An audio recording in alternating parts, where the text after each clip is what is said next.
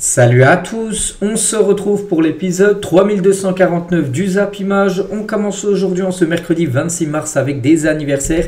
Et tout d'abord le milieu de terrain de la Juventus, il s'agit de Khéphren Thuram, le milieu français fête aujourd'hui ses 24 ans, bon anniversaire à lui. 24 ans également pour Benoît Badiachil, défenseur français de l'équipe de Chelsea. Et également Mikel Arteta, le coach d'Arsenal qui fête aujourd'hui ses 43 ans. On continue, on va parler maintenant des résultats d'hier, dans la nuit dernière, parce que la nuit dernière il y a eu un énorme match sur le continent sud-américain, ce Argentine-Brésil. Et on va en parler. Donc c'est tout d'abord l'Argentine qui s'est imposée 4-1. Donc les buteurs Alvarez, Fernandez, McAllister et Simone en toute fin de match contre un but de Matheus Cunha. Côté brésilien, mais voilà, surtout nous ce qu'on retient, c'est une grosse victoire de l'Argentine contre son plus grand rival de toujours, l'équipe brésilienne. Donc voici les stats de la partie. J'ai pas regardé le match, un coup d'envoi c'était à 1h du matin. Je dormais à ce moment-là, mais bon, d'après les stats, il n'y a rien à dire. L'Argentine a été totalement supérieur au Brésil. Plus de 12 tirs, 7 tirs cadrés, 4 buts marqués. Le Brésil, c'est seulement 3 tirs dans le match, une frappe cadrée seulement, qui a été le but en plus de Cunha. 0.12 en XG, c'est-à-dire qu'ils auraient même mérité de marquer 0 but, ils en ont mis quand même 1 pour sauver l'honneur, mais voilà, l'Argentine a surclassé les Brésiliens. Et du coup, avec cette victoire, on peut dire que c'est officiel, je vous l'avais dit hier les gars, je l'avais dit hier quand on a fait l'avant-match, un nul ou une victoire, ça qualifiait directement l'Argentine pour la Coupe du Monde. C'est une victoire, donc l'Argentine est qualifiée pour la Coupe du Monde 2026. L'Albi Céleste va bien défendre son titre l'année prochaine. C'est la 19e participation du pays à la compétition d'une Coupe du Monde. Donc voilà, ils vont défendre leur titre l'année prochaine aux États-Unis, au Canada et au Mexique, cette équipe de l'Argentine. Et l'Argentine adore sa victoire contre le Brésil. Donc à la fin du match, bien sûr, beaucoup de joie, bien sûr des joueurs, un peu du chambrage. Regardez, Paredes tout à droite, là, en train de faire comme ça. On parlera peut-être des réponses sur certains joueurs brésiliens qui ont lancé le match avant. On pense à Rafinha qui a fait quand même des déclarations dures sur l'Argentine. Puis on peut voir hier qu'il ne s'est rien passé du tout.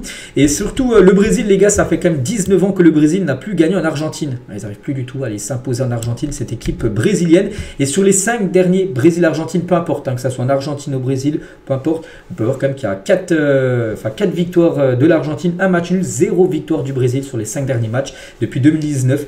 C'est quand même très compliqué. C'est qu'il y a des périodes où le Brésil, il y a une vingtaine d'années, était largement supérieur à l'Argentine à chaque fois qu'il jouait. Il battait les Argentins, mais là depuis une dizaine d'années, c'est totalement l'Argentine qui a pris l'ascendant sur la sélection brésilienne. Lionel Messi qui était forfait pour les 2 matchs de la trêve, il a bien évidemment regardé le match à la télé et félicite ses coéquipiers après leur victoire face au Brésil. A mis ce message là sur ses réseaux sociaux tout simplement avec le stade, avec bien sûr en applaudissant bien sûr par rapport à cette victoire. Il fera son retour lors de la prochaine trêve bien sûr. Léo Messi, vu qu'actuellement il est blessé, mais il a bien été remplacé par les attaquants qui ont marqué comme Julian Alvarez et même pas 5 minutes de jeu hier. Et Julian Alvarez décide d'ouvrir le score face au Brésil. C'est quand même déjà son 12e but en sélection. C'est déjà, c'est pas mal bien sûr pour ce joueur qui joue à l'Atlético. Et ses 3 derniers matchs d'Alvarez, c'est un but contre le Brésil. Le match d'avant, ça avait été une passe D contre l'Uruguay. Et le match d'avant, ça avait été un but contre le FC Barcelone avec son club de l'Atlético. Donc il répond souvent présent lors des grands rendez-vous. Julian Alvarez.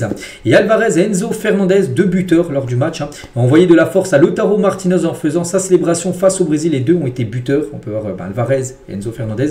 Ils ont fait la célébration comme ça de Lautaro Martinez qui était également forfait pour le rassemblement, il s'est blessé, il n'a pas pu jouer, donc en gros ils ont fait sa célébration pour lui envoyer de la force malgré sa blessure. On va parler d'Emiliano Martinez, vous savez c'est le gardien argentin et il est encore chambré, qui enchaîne les jongles pour se moquer du Brésil. Donc c'était en plein match, c'était pas le match était arrêté, non, c'était, regardez, bon il y avait 4-1, il restait 10 minutes de jeu, il a commencé à faire des jongles en plein milieu de la pelouse. Alors que le match jouait, donc ça c'est du chambrage total bien évidemment, tu peux le faire à FIFA, tu peux le faire aussi en vrai, mais c'est quand même manquer de respect à son adversaire, ce qu'il a voulu faire tout simplement par rapport au Brésil. Donc voilà, concernant ce gardien qui va venir en France dans quelques jours, n'oubliez pas, au Parc des Princes, ça sera dans à peu près 2 semaines. Les supporters argentins aussi ont chambré, bien sûr, les Brésiliens. Une minute de silence pour le Brésil qui est mort. Voilà, en gros, ce qui se disait à la fin quand il y avait 4-1, bien sûr, pour l'Argentine. Et c'est vrai que c'était très chaud. Je l'avais dit, de toute façon, hier, avant le match, j'ai dit que de toute façon, le match, toujours entre l'Argentine et le Brésil, c'est toujours très chaud. Et Rodrigo, à Paredes, les deux sont embrouillés. Donc, tu es très mauvais. Voilà ce qu'il a dit Rodrigo, au joueur de l'AS Roma. Et Paredes, il a dit, j'ai une Coupe du Monde et 2 Copa América, toi 0. Voilà, déjà le chambrage total. Voilà, 2 Copa América et toi en gros 0. Enfin 2 Copa América, une Coupe du Monde, hein, tu peux rajouter. Donc toi tu n'as rien gagné avec le Brésil. Donc tais-toi. Vini bien sûr, même si on l'a pas trop vu, Vini les gars lui aussi, hein, il s'est embrouillé. G2 Ligue des Champions, il a répondu bien sûr à certains joueurs de l'Argentine, peut-être à Paredes hein, qui le chambrait. Donc vous avez vu, hein, c'est parti dans tous les sens. Rafinha, c'était le plus attendu, Rafinha, parce qu'il a envoyé quand même des mots forts.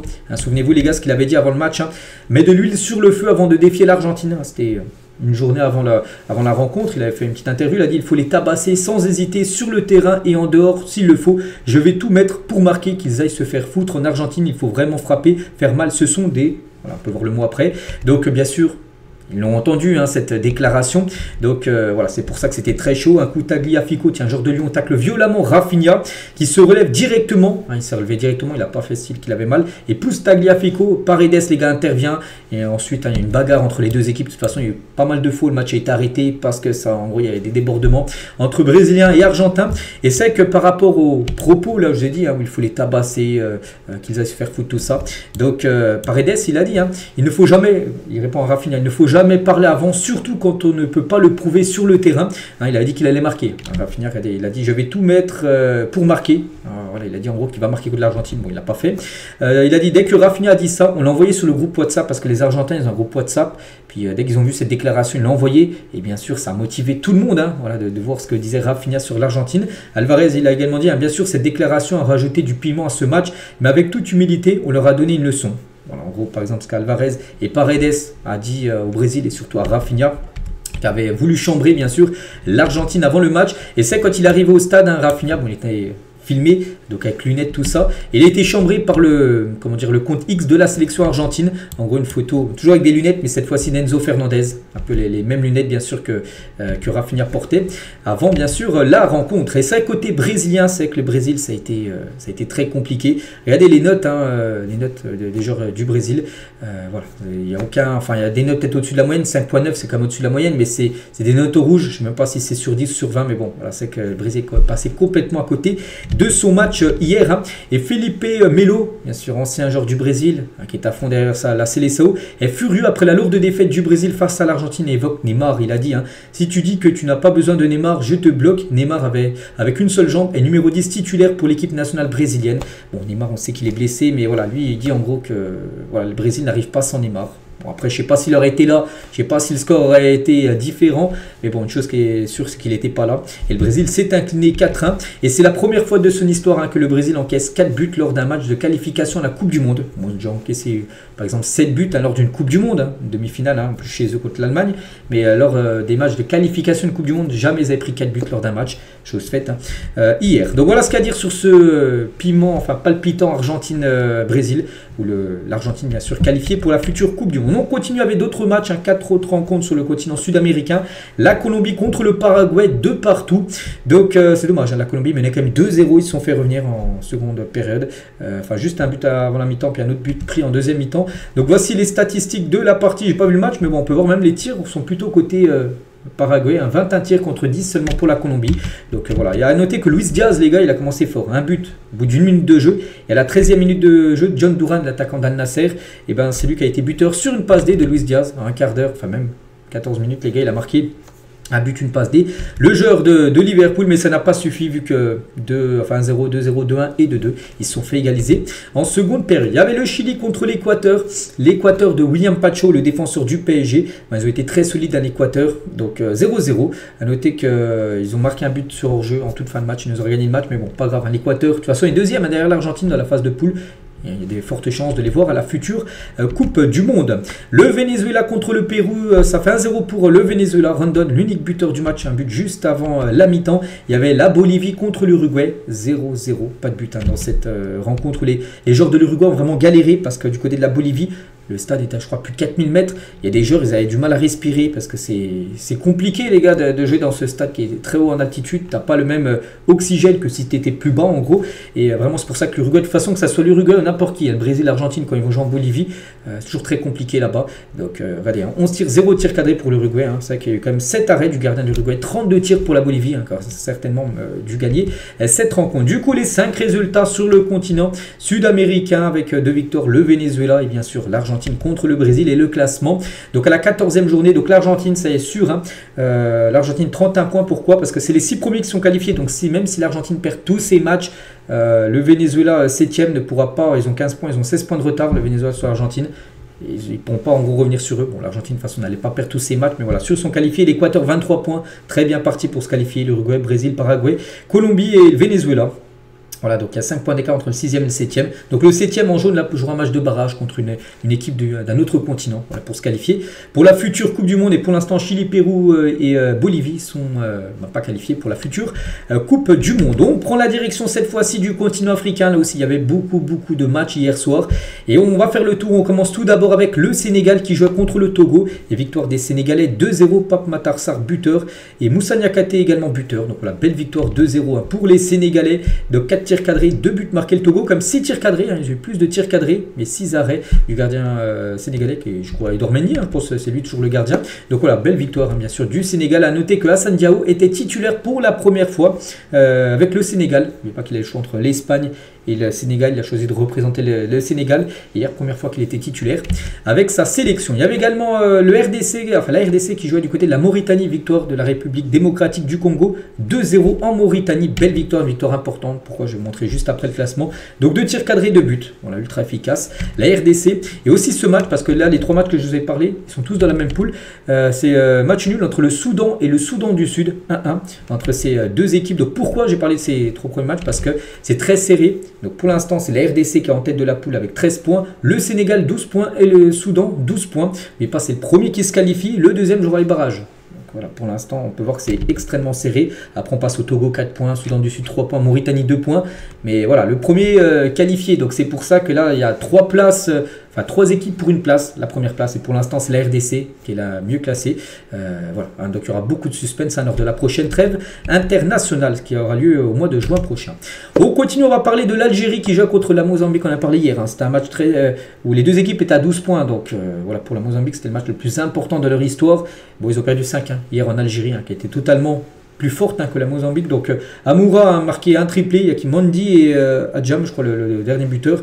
Donc voilà, 5-1 pour l'Algérie, qui a surclassé hein, l'équipe de la Mozambique, 17 tirs, 13 tirs cadrés, 5 buts marqués. Bon, voilà, 2 tirs, 1 tir cadré pour la Mozambique, il n'y a rien à dire. L'Algérie mérite totalement sa victoire et on va parler de Mohamed Amoura parce qu'il a été exceptionnel sur les deux matchs, là, sur ce rassemblement. Donc il a marqué quand même 5 buts, une passe D. Donc hier, contre la Mozambique, triplé, un triplé de Mohamed Amoura et une passe D, donc décisif sur 4 des 5 buts de son équipe. Et lors du match, le premier match, à la trêve, là, il avait marqué un doublé contre le Botswana. Voilà, donc des stats incroyables, bien sûr, pour le joueur de Wolfsburg. Hein. Il évolue bien sûr en Bundesliga, mais il y a de fortes chances hein, que l'été prochain, il rejoigne une plus grosse équipe. Le Maroc jouait contre la Tanzanie, victoire des Marocains 2-0. Donc Agüer des Brahim Diaz hein, sur penalty, tiens, le joueur du Real Madrid a été buteur, donc belle victoire des Marocains. Voilà, les stats sont pratiquement pareils, le nombre de tirs, tout ça, mais c'est le Marocain qui a été plus efficace et 100% de victoire pour le Maroc qui a tout gagné, donc 5 matchs, 5 victoires, voilà, qui sont connus leur poule.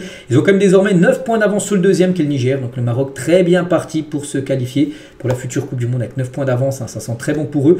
Donc voilà, Ibrahim Diaz, j'ai dit buteur, c'est son 8e but en 10 matchs hein, pour Brahim Abdelkader Diaz, hein, c'est son nom complet, avec le Maroc. Hein, pas mal, hein, 10 matchs avec la sélection marocaine, déjà 8 buts inscrits pour le joueur du Real Madrid. Et après une belle victoire face à la Tanzanie, voilà, ils ont fait tous une photo ensemble, bien sûr, les joueurs marocains. Et à noter qu'à la fin du match, Walid Regragui, donc le sélectionneur du Maroc, sort les stats contre ses détracteurs qui s'alarment hein, sur la qualité de jeu du Maroc. Il a dit, hein, j'ai apprécié le match, on a dominé avec près de 80% de possession de balles et on s'est créé des occasions. L'important, c'est les 6 points de cette trêve, d'un 2 matchs de victoire. De toute façon, ils ont gagné leurs 5 matchs de poule. Hein. Si on regarde les moindres détails, on peut trouver des points négatifs, c'est vrai, mais on est sur une série de 5 victoires d'affilée en qualif à la Coupe du Monde, 6 victoires d'affilée en qualif pour la Coupe d'Afrique. Il faut que les Marocains soient contents. On est sur la bonne voie parce qu'en gros, il y en a qui critiquent le jeu proposé par le Maroc, mais il a dit que lui, voilà, peut-être le jeu n'est pas non plus flamboyant, mais les résultats sont là. Ils font que de gagner le Maroc, donc voilà, quand tu gagnes, tu peux pas être critiqué. L'Égypte contre la Sierra Leone, victoire des Égyptiens 1-0. C'est j'arrive pas trop à voir son nom, Zizo, je crois qu'il a été buteur. Donc voilà, une petite victoire, mais victoire importante bien sûr pour l'Égypte, hein, bien parti pour se qualifier pour la future Coupe du Monde. Le Cameroun contre la Libye, victoire 3-1 des Camerounais avec un but de Mbemo et surtout un doublé de Vincent Boubacar, hein, bien sûr la vedette, hein, de ce jeu, enfin de cette équipe, le joueur qui est là au club, enfin en sélection depuis quand même pas mal d'années. Il y avait également le Nigeria contre le Zimbabwe, score final 1 partout. Ça, c'est un gros coup dur pour le Nigeria. Donc, Osimhen buteur, mais se fait égaliser en toute fin de match à la 91e minute de jeu. Voilà. Et surtout, on peut voir, hein, qu'ils peuvent quasiment oublier la Coupe du Monde 2026. Ils sont 4e au classement. Le Nigeria, 4e. Mais pas, c'est le premier qui se qualifie, le deuxième par les barrages. Donc, eux, ils sont 4e. Ça sent très mauvais pour le Nigeria qui devrait certainement ne pas jouer la future Coupe du Monde l'année prochaine. Hein, c'est un gros coup dur pour eux. On va parler également du Cap-Vert qui s'est imposé en Angola 2-1 et continue, bien sûr, à croire, on rêve de jouer la future Coupe du Monde. Hein. Victoire aussi de l'Afrique du Sud face au Bénin 2-0. Voilà, lors de la soirée hier. Une victoire aussi du Ouganda 1-0 face à la Guinée. À la Guinée, on se souvient, il y a quelques jours, elle a fait 0-0 contre la Somalie. Et là, ils ont perdu. Ils ont pris seulement 1 point sur 6 possibles, la Guinée. Et aussi, les gars, hein, dit quasiment au revoir à la Coupe du Monde de 2026 où joue par exemple Guirassy, l'attaquant du Borussia Dortmund. Hein, c'est très compliqué pour la Guinée qui devrait regarder normalement la Coupe du Monde à la télé. Les Comores, les gars, se sont imposés 1-0 face au Tchad hier. Et à noter que les Comores, hein, réalisent comme un très bon parcours de qualification pour la future Coupe du Monde. Donc 6 matchs, donc 4 victoires, 2 défaites. Donc c'est très très bien. Donc deuxième au classement derrière le Ghana qui est premier avec 15 points. Les Comoriens comptent tout donner pour décrocher une place qualificative, hein, pour la première place. Si c'est pas possible, finir deuxième et jouer bien sûr les barrages. Du coup, tous les autres résultats, j'ai parlé quasiment tous les matchs. Il y a aussi d'autres matchs peut-être que j'ai pas parlé. Donc je crois que j'ai parlé tout le monde à part Wenda contre les Autos, il y a eu un partout. Il y a aussi ces matchs là qui ont été joués également hier, hein. Burundi s'est imposé 5-0 contre les Seychelles, le Botswana 2-0 contre la Somalie. Je crois tous les autres matchs, j'en ai parlé, hein. Donc c'était les derniers matchs là, la trêve internationale, voilà, du côté du continent africain ou même du continent sud-américain, c'est officiellement bien sûr terminé. Il y avait également quelques matchs du côté du continent asiatique. Il y a Chine contre l'Australie. C'est l'Australie qui s'est imposée 2-0 lors de cette rencontre. La Corée du Sud a fait un partout contre l'équipe de la Jordanie. Ou par exemple, l'Indonésie s'est imposée 1-0 contre le Bahreïn. Il y a juste le groupe C, parce qu'il y a différents groupes, hein. Par exemple, on sait que le Japon est déjà qualifié. Mais voilà, regardez, dans ce groupe-là, les deux premiers se qualifient. Donc voilà, pour l'instant, Japon. Et pour l'instant, le Japon, c'est officiel. Mais l'Australie, avec l'Arabie Saoudite, on verra qui sera qualifié. Après, il y a un système de barrage, bien sûr, avec le 3e et le 4e. Voilà, concernant, bien sûr, du côté du continent asiatique. Et juste une équipe qui a aussi, qu'on a appris, qui a obtenu son billet officiellement, c'est l'Iran. Hein, hier, on a pris l'Argentine et l'Iran également, qui est qualifié pour la Coupe du Monde 2026. Hein, ils accompagnent du coup le Japon. Il y a qui d'autre, les pays hôtes aussi qui sont officiellement qualifiés pour cette future Coupe du Monde. En Europe, il y avait également quelques matchs, mais juste on va parler de la Norvège qui jouait contre Israël hier et la Norvège s'est imposée 4-2 lors de cette rencontre. Donc Erling Haaland par exemple a été buteur. Sørloth, l'attaquant de l'Atlético, a également été buteur. Et surtout on va parler de Martin Ødegaard. Il n'a pas marqué mais il a délivré 3 passes décisives, 3 passes D pour le joueur d'Arsenal. 39e, 59e et 83e minute de jeu. Donc voilà, félicitations bien sûr à Martin Ødegaard. À noter que Erling Haaland a bien sûr été buteur et Haaland a son 40e but avec la Norvège. C'est lui le meilleur buteur de l'histoire, hein, bien sûr, de la Norvège, alors qu'il est encore tout jeune. Et surtout le tout en 41 sélections, 41 matchs, 40 buts pour Erling Haaland du côté de la sélection norvégienne. Voilà ce qu'il y avait à dire les gars sur cette trêve internationale. Je pense avoir fait le tour. Hein, maintenant, il n'y a plus de trêve là, enfin, plus pour l'instant. Prochaine, ça sera au mois de juin. Là, on rebascule maintenant sur les championnats, tout ça, parce que ça recommence. Hein. Dès demain, par exemple, le Barça joue. Et dès ce week-end, bien sûr, il y a beaucoup de rencontres. Hein. Et nous, vu qu'on parlait d'Erling Haaland, tiens, on va continuer avec lui parce qu'une info avec son club et surtout son salaire. Parce qu'aujourd'hui, je vais vous dévoiler pas mal de salaires. Et le top 5 des joueurs les mieux payés en première ligue, ça a été dévoilé par le journal L'équipe. Et en prolongeant en début d'année, on sait qu'Haaland a prolongé son contrat, c'était jusqu'en 2031, ou je ne sais plus, il a prolongé un contrat avec beaucoup d'années. Il a négocié son contrat et du coup c'est maintenant lui le joueur le mieux payé du côté du championnat de première ligue, 2,57 millions par mois, hein, bien sûr. Hein. Donc il gagne plus maintenant que Kevin De Bruyne, 2,06 millions. Casemiro, hein, 1,8 millions par mois, bien sûr. Ça c'est bien sûr par mois. Après il y a Salah, il y a Rashford, il y a Raheem Sterling. Donc voilà le top, on va dire le top 6 des plus gros salaires du côté de la première ligue avec deux joueurs bien sûr de Manchester City aux deux premières positions. Mais pas que De Bruyne devrait quitter, hein, bien sûr City. En fin de saison et en fin de contrat, il ne devrait pas être prolongé. Et sinon, pourquoi là on peut voir les salaires? Parce qu'aujourd'hui, regardez, hein, ça fait la une, journal équipe, les joueurs entraîneurs les salaires de la Ligue 1. Mais bon, il y a aussi les salaires par exemple en première ligue qui ont été dévoilés. Mais nous maintenant on va revenir sur le championnat français. Et les plus gros salaires de Ligue 1, bon, il n'y a pas trop de surprise, hein. On sait qu'il y a un club qui a beaucoup d'argent, c'est le PSG. Et bien évidemment, si on regarde les salaires, c'est les joueurs du Paris Saint-Germain qui gagnent le plus d'argent. Le top 10 des plus gros salaires de la Ligue 1 cette saison, c'est simple, c'est 10 joueurs du PSG qui gagnent les plus gros salaires de Ligue 1. Donc sans surprise, 10 joueurs du Paris Saint-Germain. Donc c'est Ousmane Dembélé, le joueur le mieux payé du côté du championnat français. Il touche 1,5 million d'euros par an. Tiens, un titre de comparaison, voilà. Il touche 1 million de moins, par exemple, que Erling Haaland. Il touche à peu près. Là, il serait même pas dans le top 6 de la première ligue. Ousmane Dembélé. Bon, bref, c'est Dembélé le plus gros salaire. Après, il y a Marquinhos, Lucas Hernandez qui joue quasiment jamais au PSG, 1,1 million. Après, il y a Hakimi, il y a Zeremri, il y a Vitinha, il y a Kimpembe, 640 000 euros. Alors que lui aussi, ça fait 2 ans pratiquement qu'il n'a pas joué. Bon, il a joué quelques bouts de match. Donc, Kvaratskhelia, c'est 900 000 euros. Donc, voilà le top 10 des plus gros salaires. Donc, c'est que des joueurs du PSG. Et si on va de la 11e place jusqu'à la 20e place, donc là, on voit des joueurs hors PSG. Donc après on passe avec Barcola, Désiré Doué, mais le premier joueur hors PSG le mieux payé c'est Rabiot et Hojbjerg, et même Lacazette. Les trois sont ex-aequo avec 500 000 euros, donc 2 à Marseille et 1 du côté de Lyon. Après il y a Greenwood qui a 450, il y a Kondogbia 450, bon il y en a pas mal sur la 450, Gonzalo Ramos c'est la 443 du côté du Paris Saint-Germain. Donc voilà le top 20. Voilà, avec pas mal de joueurs, avec 13 joueurs comme du PSG, dans ce top 20 des plus gros salaires de la Ligue 1. Tiens, du côté de Paris, on se dit où est ce joueur qui est quand même un titulaire indiscutable, un très bon joueur, Pacho les gars, il n'est même pas dans le top 15 des plus gros salaires du PSG. Donc là on parle de top 20, mais là c'est toute équipe confondue, donc dans le PSG, il n'est même pas dans le top 15, il touche 2,5 millions d'euros net annuels. C'est ce que fait par exemple Erling Haaland, mais par mois. Donc voilà, concernant William Pacho, on pense que si il prolonge au PSG, il sera certainement augmenté, bien évidemment, il retouchera un gros salaire et il atteindra certainement le top 10, ça a été le plus gros salaire au PSG, parce que le mérite, il mérite les gars, c'est un cadre du côté de Paris.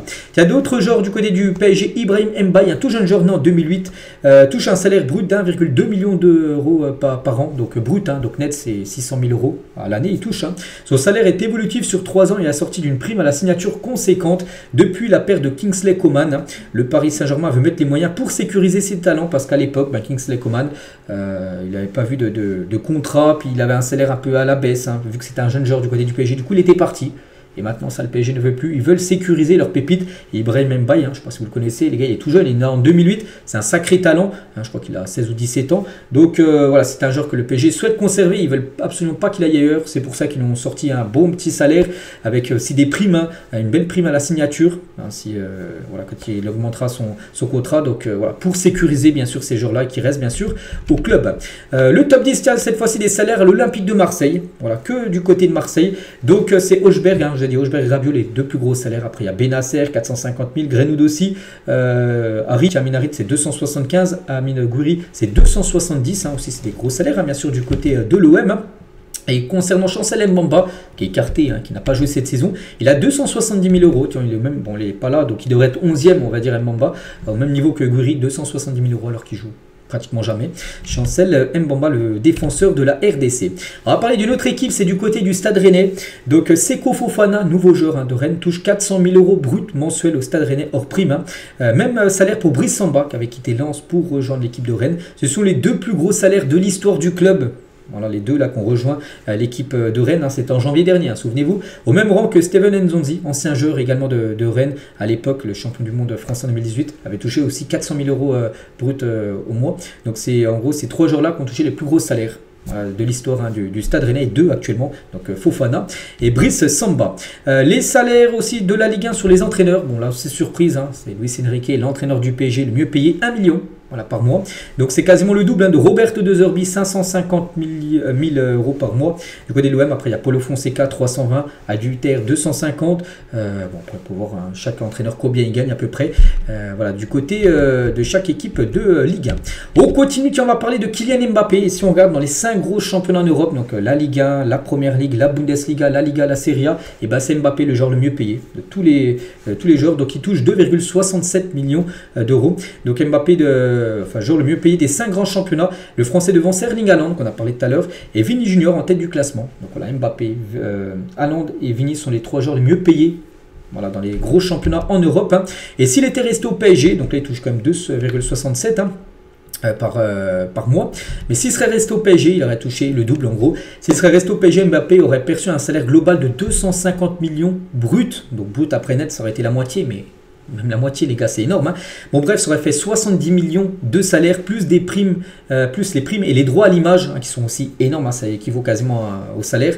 Donc au Real, hein, il perçoit aujourd'hui un salaire annuel brut estimé à 32 millions, plus prime de droits à l'image. Donc en gros, au Real, c'est quasiment divisé par 2, voire par 3. Que s'il serait resté au PSG, il aurait touché 3 fois le salaire en gros. Donc il aurait été, bien sûr, même au Real déjà, il est le plus gros salaire des 5 gros championnats en Europe, mais il serait resté au PSG. Bon, il aurait été aussi le plus gros salaire, mais avec un salaire peut-être à plus de, par mois, 6 millions, 6-7 millions. Donc bon, après, voilà, il n'est pas à plaindre, bien sûr, on le sait, Kylian Mbappé. Et c'est quand on parle au Real Madrid, donc il touche 32 millions d'euros bruts, avec des primes de droits à l'image. Et ça, il a très bien négocié les droits à l'image. Vous ne croyez pas les droits à l'image, je dis c'est quoi ça?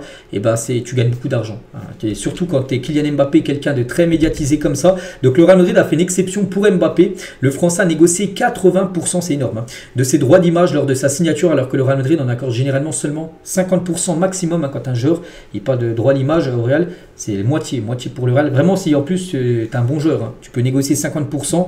Et vraiment pour certains joueurs, sinon c'est même revu à la baisse, c'est peut-être des fois les 20-30%. Donc lui il a négocié 80% Mbappé. Donc la négociation aura été après tendue, hein, ça a été très compliqué, hein, et du coup le Real Madrid a accepté. Mais le club a fini par accepter ce qu'il n'avait jamais fait jusqu'ici selon des témoins. Il voulait absolument Kylian Mbappé et du coup ils ont accepté 80%. Voilà, des droits à l'image, hein, où tu rapportes, c'est encore plus, bien sûr, il touche plus de droits à l'image que son salaire en gros, Kylian Mbappé du côté du Real Madrid.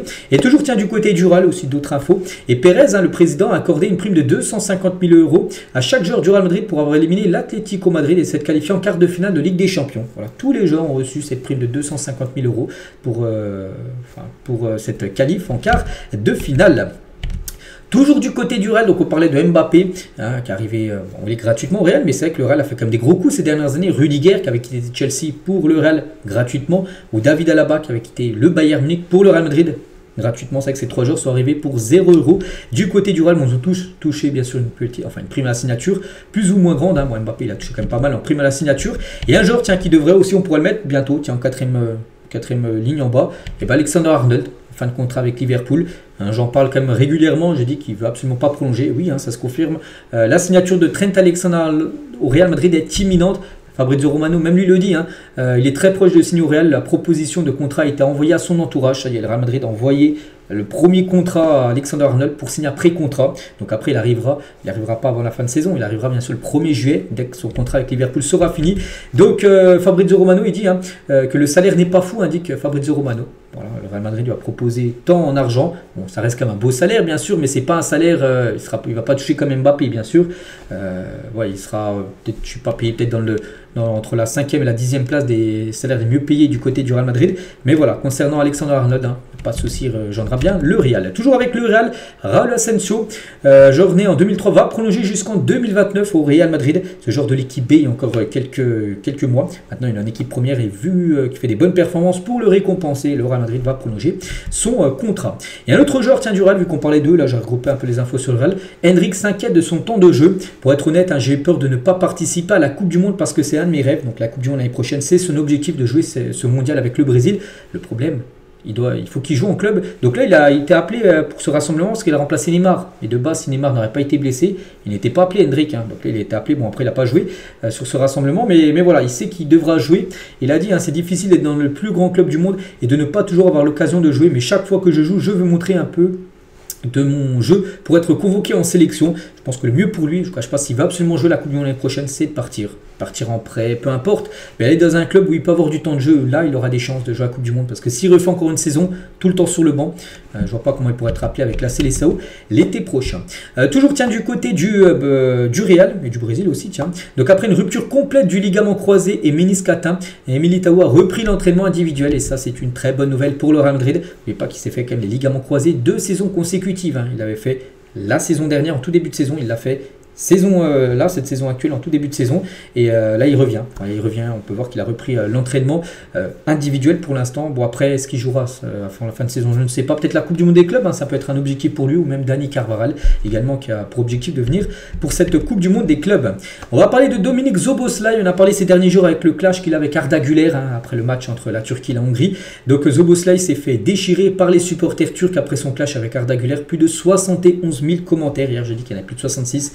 Maintenant, il y a plus de 70 000, ça va peut-être même dépasser les 100 000 commentaires sous sa dernière photo Instagram de supporters turcs, en gros, qui clashent hein, Szoboszlai. Donc sur Twitter, il y a même un internaute qui a même réalisé une compile d'erreurs de 1h10 du Hongrois. En gros, il est parti chercher voilà, des matchs de Szoboszlai pendant 1h10. En gros, il a fait une compile en gros quand il faisait n'importe quoi, en gros peut-être il perdait le ballon, il faisait une frappe totalement loupée, donc voilà, quand même le pressing continue sur Szoboszlai. Officiel, Jan Vertonghen, 37 ans, prendra sa retraite en fin de saison, donc c'est une légende hein, surtout du côté des Pays-Bas, l'international belge le plus capé de l'histoire. Bon, je ne sais pas marqué le nombre de matchs qu'il a joué avec la Belgique, mais voilà, c'est le joueur le plus capé de l'histoire, et en fin de saison il arrêtera il prendra sa retraite. Il arrêtera sa carrière de footballeur. Florian Thauvin devrait rester à l'Udinese jusqu'en 2026. Hein. Aucun doute, il jouera avec nous la saison prochaine, a indiqué le directeur technique du club. Voilà, donc parce que là, il y a l'été qui arrive, il y a le mercato. On se dit peut-être Thauvin, il a fait une bonne saison à Udinese, peut-être qu'il va partir. Non, il devrait rester au moins une saison de plus du côté du club italien. On va parler de Nasser, le président du Paris Saint-Germain, 13 ans, 4 mois et 23 jours exactement. Nasser devient le record, détient le record de longévité pour un président du PSG. Il bat le record de Francis Borrelli qui a été en poste de 1978 à 1991. Donc voilà en gros les présidents qui ont été le plus longtemps en poste. C'est Nasser maintenant. Un jour de plus hein, que Francis Borrelli, 13 ans, 4 mois et 22 jours. Et là Nasser c'est 13 ans, 4 jours. Et 4 mois et 23 jours. Voilà, donc voilà, c'est lui qui a été le président du PSG le plus longtemps dans l'histoire de Paris. Voilà. Puis on pense que c'est pas fini hein, parce que voilà, pour l'instant ça se passe très bien à Paris.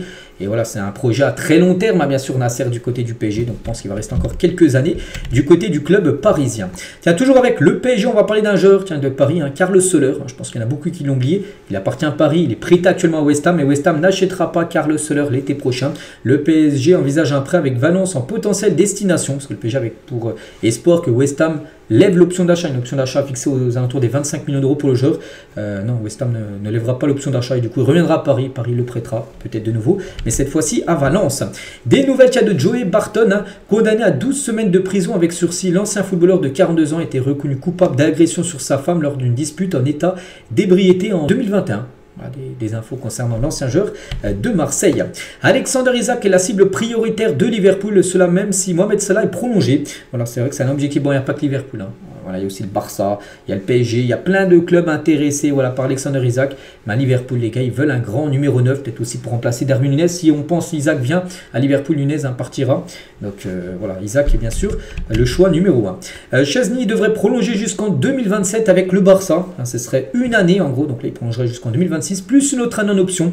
Donc en gros jusqu'en 2027. N'oubliez pas que de base, il y a 8 mois, les gars, il a pris sa retraite. Hein. C'était fini pour lui le foot, il a totalement raccroché, il était en vacances, tout ça. Il pensait plus du tout au foot et puis le Barça l'a appelé pour remplacer Ter Stegen. Et puis là, du coup, il va peut-être prolonger de 2 nouvelles années du côté du FC Barcelone. Le père de Dean Huijsen a mis en story la une de AS qui annonce son fils au Real Madrid. On sait que ce joueur est énormément convoité, surtout par le Real. Le Real, en gros, ils avaient pour objectif de faire venir le joueur l'année prochaine, en 2026. Hein. Mais du coup, ils se sont dit, il y a beaucoup de clubs sur le joueur, on va le faire venir dès là. Le Real, c'est le gros objectif. Donc, il y a Alexander Arnold, bien sûr, mais il y a ce joueur-là aussi que le Real veut. Et en gros, son père, les gars, il a mis cette publication de journal AS en gros pour Opération Huijsen hein, du côté du Real, que le Real veut ce défenseur de Bournemouth hein, dans quelques semaines. 3 semaines d'absence pour Malik Fofana, donc touché au genou avec sa sélection, le Belge loupera au moins le match aller face à Manchester United en Europa League. Encore à lieu dans à peu près 2 semaines, donc lui souhaite bien sûr un très bon rétablissement. On va parler cette fois-ci de Raphaël Varane qui raconte sa réaction lunaire quand Zidane l'a appelé pour venir à Madrid. Il a osé lui demander de rappeler plus tard à 18 ans, hein, quand Zizou m'appelle, c'était le soir et j'étais fatigué avec l'entraînement, je passais le bac, aussi des agents et des clubs m'appelaient. Hein. Au début, je calcule pas trop et à un moment hein, je reconnais sa voix, hein, la voix de Zidane, et j'ai un blanc, je me dis, je connais cette voix, donc là, je calcule pas Zizou, mais je suis un ouf. Hein. Je suis un peu pris de panique et je lui dis, on peut se rappeler plus tard, je suis occupé. Voilà, déjà, la première le discours avec Zidane, donc déjà il lui a dit voilà, rappelle-moi un peu plus tard. Voilà.